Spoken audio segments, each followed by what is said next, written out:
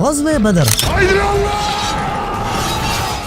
اسلامی تاریخ کی سب سے پہلی اور سب سے امپورٹنٹ جنگ، جس میں ایک طرف مسلمانوں کی 313 کی فوج تھی اور دوسری طرف ویپن سے فلی لوڈڈ کافروں کی 1000 کی فوج تھی۔ لیکن ایک منٹ، یہ ساری باتیں، اسلام کی یہ ساری ہسٹری ہم تک کیسے پہنچی؟ سب سے پہلے اس ہسٹری کو کس نے لکھا، اور موسٹ امپورٹنٹلی اسلام کی ہسٹری کس بادشاہ کی حکم پر لکھی گئی تھی؟ آج سے 1400 سال پہلے جب عرب کی زمین پر دنیا کا سب سے عظیم انسان حضرت محمد صلی اللہ علیہ وسلم موجود تھے اور پوری دنیا کفر اور ظلم سے بری ہوئی تھی، اللہ تعالیٰ نے اسی ظلم اور کفر کے اندھیرے کو ختم کرنے کے لیے حضرت محمد صلی اللہ علیہ وسلم کو 40 سال کی عمر میں نبوت دی، اور اپنے سب سے بڑے فرشتے حضرت جبرائیل علیہ السلام کے ذریعے اللہ تعالیٰ نے محمد صلی اللہ علیہ وسلم پر قرآن کی وحی نازل کرنا شروع کی، اور قرآن کی یہ وحی اگلے 23 سال تک جاری رہی۔ اس وقت عربوں میں یہ سسٹم تھا کہ وہ چیزوں کو لکھنے کے بجائے اسے یاد کرتے تھے اور پھر اگلے نسل تک پہنچاتے تھے، اور اس سسٹم کی وجہ یہ تھی کہ عرب میں بہت تھوڑی لوگ لکھنا پڑھنا جانتے تھے، اور اسپیشلی اس زمانے میں کاغذ موجود نہیں تھا، اور لوگ چیزوں کو پتھر، ہڈیوں، کھجور کے پتوں اور چمڑے پر لکھتے تھے، اور ان ساری چیزوں کا استعمال بہت ہی زیادہ مشکل ہوتا تھا۔ اس لیے مجبوراً عربوں نے چیزیں لکھنے کے بجائے اسے یاد کرنے پر فوکس کیا، اور وہ اس چیز کے اتنے ماہر ہو گئے کہ وہ شاعری، قصے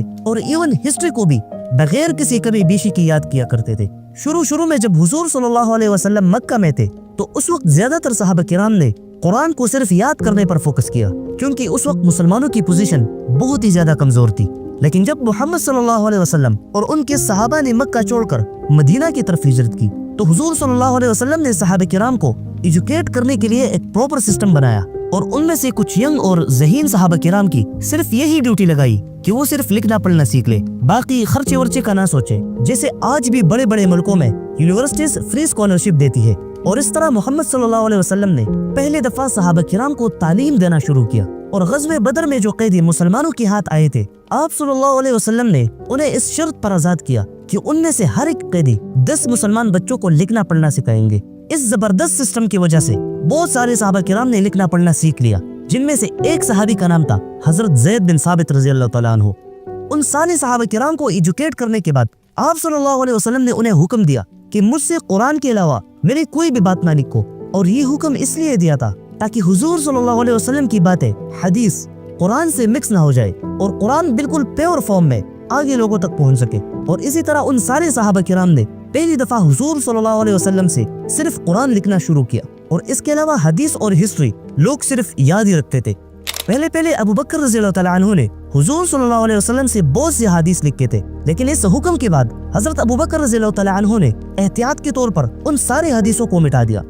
مدینہ میں 10 سال رہنے کے بعد حضرت محمد صلی اللہ علیہ وسلم اس دنیا سے چلے گئے۔ اس وقت قرآن پورا نازل ہو چکا تھا، اور ہزاروں صحابہ کرام نے قرآن کو یاد بھی کر لیا تھا، اور اسی طرح قرآن ریٹن فارم میں بھی موجود تھا، لیکن اسے ایک بک کی شکل میں جمع نہیں کیا گیا تھا، بلکہ وہ مختلف جگہوں میں ڈیفرنٹ چیزوں پر لکھا گیا تھا۔ لیکن جب حضرت ابو بکر رضی اللہ تعالیٰ عنہ کی دور میں ایک جنگی یمامہ میں حافظوں کی ایک گریٹ نمبر شہید ہو گئی تو حضرت عمر رضی اللہ تعالیٰ عنہ کو بہت فکر ہونے لگی کہ اگر ایسے ہی حافظ شہید ہونے لگے تو ایسا نہ ہو کہ قرآن ضائع ہو جائے، اور یا پہلی کتابوں کی طرح لوگ اس میں شک کرنے لگے۔ اس لیے حضرت عمر رضی اللہ تعالیٰ عنہ نے حضرت ابو بکر رضی اللہ تعالیٰ عنہ سے ریکویسٹ کی کہ قرآن کو مشورے کے ساتھ ایک بک کی شکل دی جائے۔ پہلے تو حضرت ابو بکر رضی اللہ تعالیٰ عنہ نے صاف منع کر دیا، لیکن پھر بعد میں حضرت عمر رضی اللہ تعالیٰ عنہ کے اصرار سے حضرت ابو بکر رضی اللہ تعالیٰ عنہ مان گئے، اور قرآن کو ایک بک کی شکل دینے کے لیے حضرت ابو بکر رضی اللہ تعالیٰ عنہ نے انہی صحابی کو لگایا جنہیں محمد صلی اللہ علیہ وسلم نے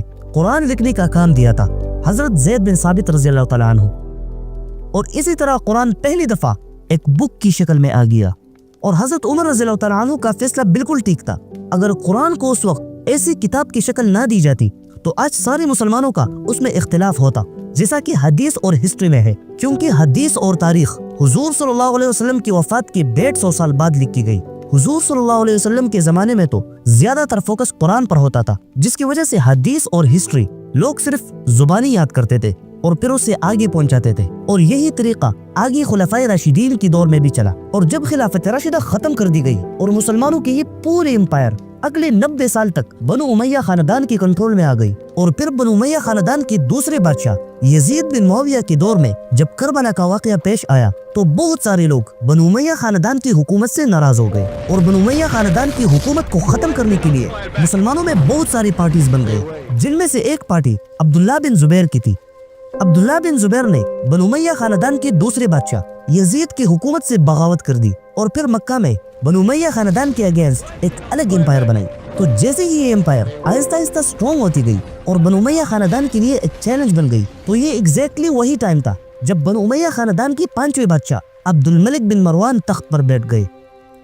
جیسے ہی عبد الملک بن مروان بادشاہ بن گئے تو اس نے اپنے ایک گورنر حجاج بن یوسف کو حکم دیا کہ جہاں کہیں بھی تمہیں وہ پارٹی نظر آئے جو ہمارے خاندان بنو امیہ کے خلاف ہو اسے ختم کر دو، اور حجاج بن یوسف نے بالکل ایسا ہی کیا، اور اسے جہاں کہیں بھی بنو امیہ خاندان کے خلاف بغاوت نظر آئی اس نے فوراً اسے ختم کر دی، اور یہاں تک کہ اپنے سب سے بڑے مخالف عبداللہ بن زبیر کو ختم کرنے کے لیے حجاج بن یوسف نے مکہ پر بھی حملہ کر دیا، اور ایون خانہ کعبہ بیت اللہ شریف پر بھی پتھر برسائے اور اسے نقصان پہنچایا، اور آخر کار وہاں اپنے سب سے بڑے مخالف عبداللہ بن زبیر کو بھی شہید کر لیا۔ اسی حجاج بن یوسف کی مدد سے عبد الملک بن مروان نے سارے مسلمانوں کو تلوار کی زور سے یونائٹ کیا اور پورے بنو امیہ خاندان کے سب سے پاورفل بادشاہ بن گئے۔ اور جیسے ہی عبد الملک بن مروان اپنے طاقت کی بالکل پیک تک پہنچے تو اس نے فلسطین کے شہر جروسلم میں اس پتھر کے اوپر ڈوم بنانا شروع کیا جو یہودیوں کے لیے سب سے ہولی جگہ ہے، اور آج اسی جگہ کو، اسی ڈوم کو ہم ڈوم آف دا راک کے نام سے جانتے ہیں۔